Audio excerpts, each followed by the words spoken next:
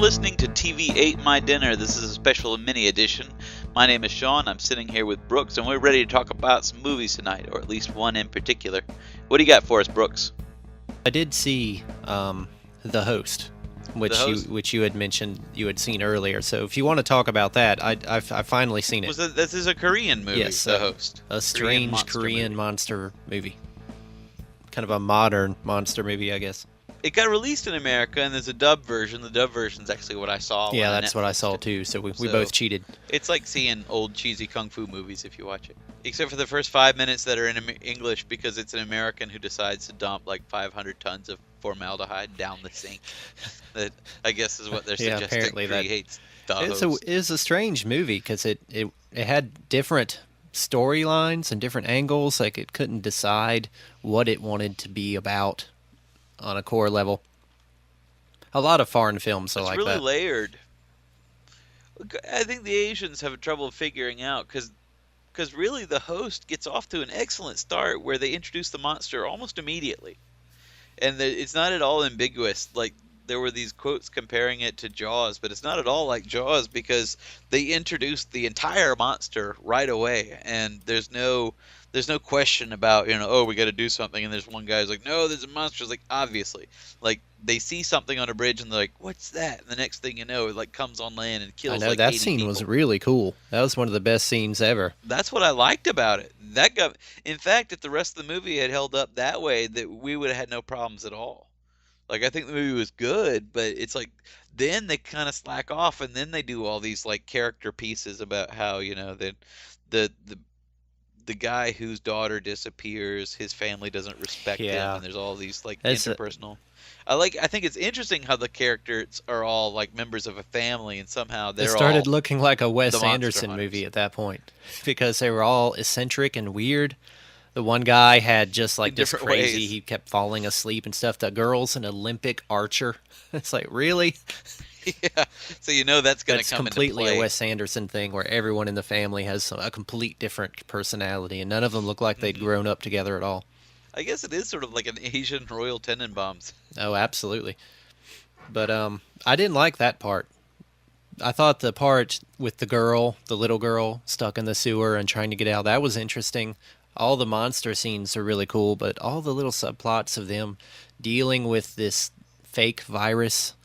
I don't know if that's a budgetary thing, because, you can't show the monster 24/7 in the movie because, I think the point of the movie, even down to the title, though, the whole point of the movie is this virus. It's not the monster at all, but this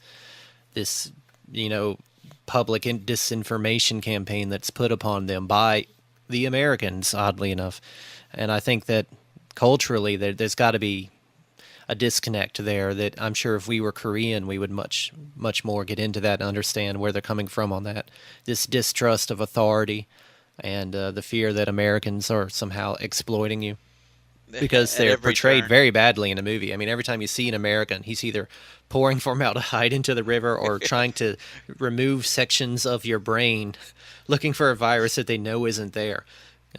Tell me that's not some kind of allusion to Iraq. I don't know if this is an Asian film thing, because I see this a lot in Asian movies, and maybe as Americans we don't see this in our own films, but one thing that kind of bothers me about The Host is right away they find out that the girl, the daughter, is alive.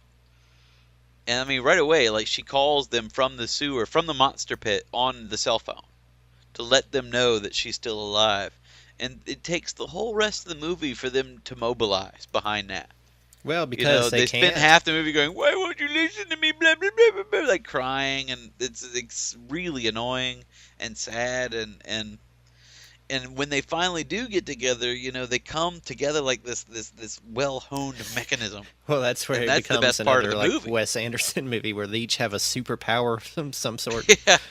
The one guy knows how to make Molotov cocktails for some reason. He's lobbing Molotov cocktails, and all of a sudden, of course, the sister who is an archer, that's going to matter.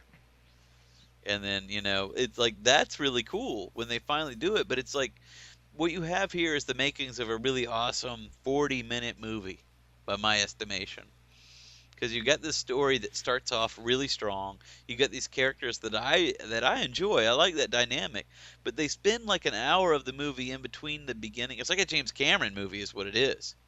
Like you spend an hour or so in between a really awesome opening and a really awesome finale with all this sort of mindless meandering character development that isn't really integral to the movie.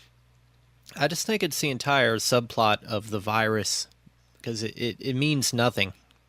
It means a lot to them in this the storyteller. You can tell because they've got these huge protests and stuff.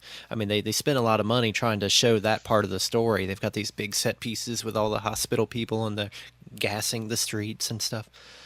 That that was the core of the movie for them. That's why it's called The Host, because the monster is just a host for this crazy disease that they've made up in their heads. But that And didn't they end up using translate some to me. Agent That didn't Orange work on kind of me. thing to I stop it. bet you never know if part of that might be because I watched the dubbed version, and I did flip on the English subtitles because even the dubbed version I was having a little trouble sometimes hearing, and I noticed that what they were saying was pretty strongly different from the Well, English subtitles. So who knows that's what they were always actually true. saying? They could have been saying some really deep stuff, and it just came out, "You airhead." You know, who knows? What the fruit? But it Well, for if you want to that's check it never. out, if you're into monster movies, I think it's worth a Netflix.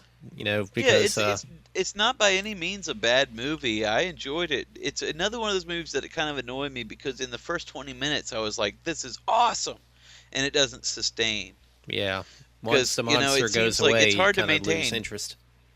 It's hard to keep awesome going for 90 minutes. I don't know why movies, they don't just make 50-minute movies. A lot of movies would be a lot more awesome if they were just shorter. I'd like to see more from that guy. He made some other movie before that that I haven't seen yet, but I'd like to see because that first scene is really realistic and cool. That's the kind of And stuff the I like to see monster in a is scary cool. scene. You know, something that's very realistic. Like this is what it would really look like if this was happening. Well, that's what I like because it really does.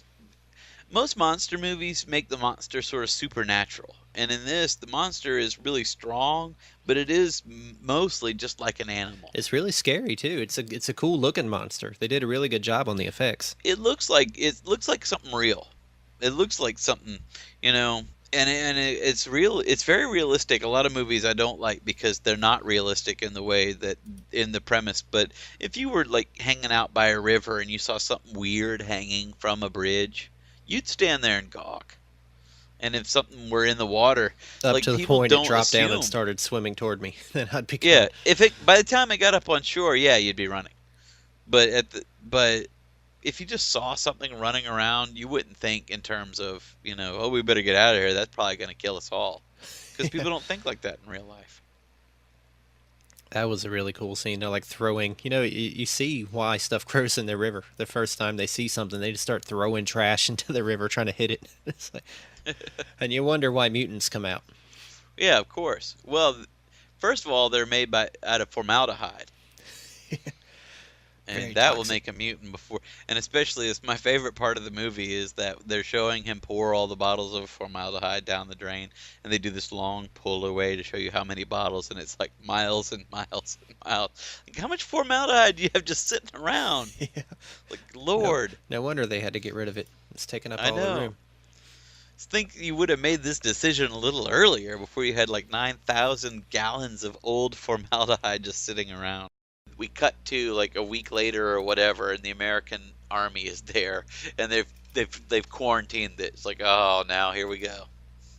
Now we got lame.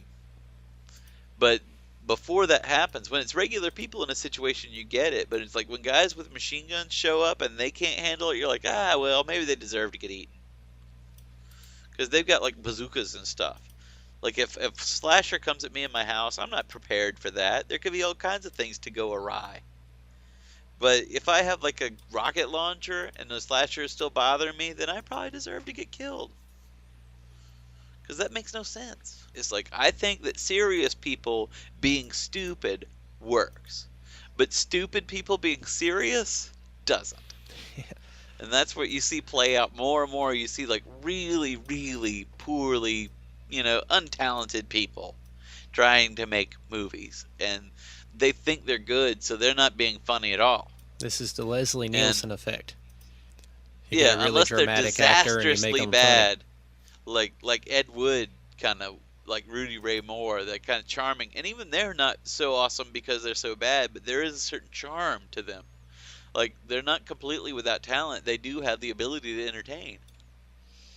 And there's something there. They may not have any other real solidified talents, but what they do is entertaining to you. So they've achieved their goal. But when you get people who are just stupid and they're not talented and they're not very good at what they do and they're trying to make something that is just tedious in its seriousness and trying to be valid and important, that's just not good. So I'll take, like, Slither. I love, because those people were good at writing and they were good at making movies and they had really good actors in it, and they're all just having a good fun romp making a movie. That's what I like to see. Yeah, I wish they'd make more like that. I really enjoyed that. I know, that's the Evil Dead concept. Speaking of which, speaking of Evil Dead, I just saw a movie this weekend that's like from 1965 called Equinox.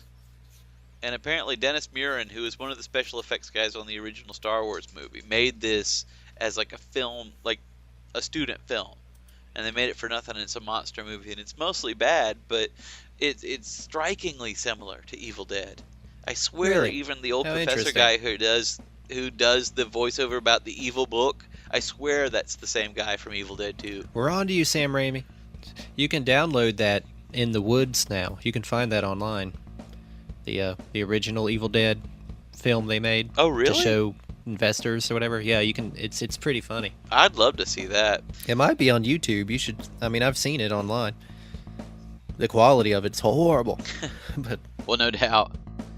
Well, anyway, folks, it's just a brief glimpse at some movies that you can take a look at, particularly The Host. So if you get a chance to rent that, that is available through Netflix. It's also available at your local DVD retailer. So if you guys get a chance, you want to check out a new weird Korean monster movie, give that one a look.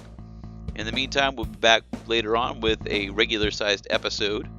So stay tuned for more TV Ate My Dinner coming at you.